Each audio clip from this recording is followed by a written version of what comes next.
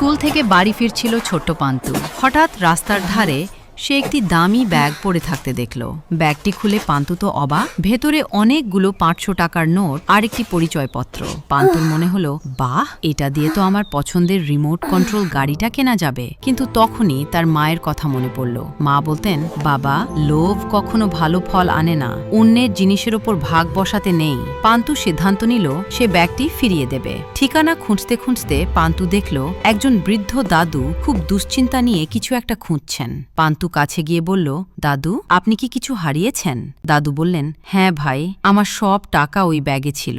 ওটা না পেলে আমি ওষুধ কিনতে পারবো না। পান্তু হাসি মুখে ব্যাগটি বাড়িয়ে দিল।